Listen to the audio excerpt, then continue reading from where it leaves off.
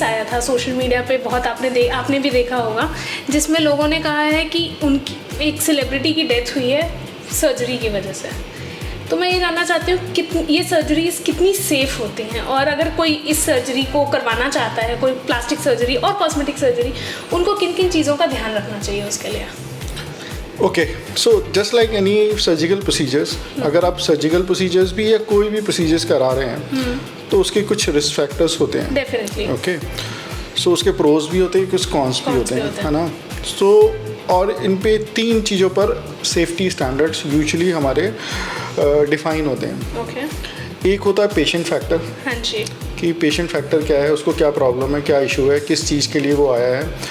Apart from that issue, उसके अंदर की बॉडी का जो इंटरनल होम्योस्टेसिस जिसको हम बोलते हैं, वो किस तरीके का है, मेटाबॉलिक कोई इशू तो नहीं है, किसी कुछ और प्रॉब्लम तो नहीं है, तो वो एक पेशेंट फैक्टर्स हो गए। ओके।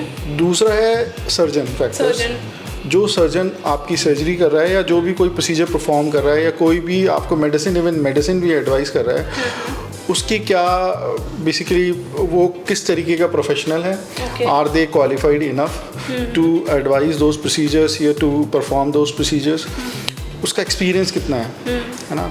सो ये भी काफ़ी मैटर करता है as far as the complications are concern. तीसरा है environment, I mean hospital environment, जो सेटअप है where these procedures are being perform, है ना, वो किस तरीके का है, क्योंकि प्रॉपर सेटअप उस वहाँ पर जहाँ पर ये हो रहा है वो प्रॉपर सेटअप है नहीं है, हाइजीन प्रॉपर मेंटेन है नहीं है, pre of post of care के लिए वहाँ पर हेल्थ केयर प्रोफेशनल्स हैं या नहीं है। तो ये 3 चीज़ें बहुत इंपॉर्टेंट होती हैं as far as the complications और side effects of any procedure और any cosmetic surgeries as concern.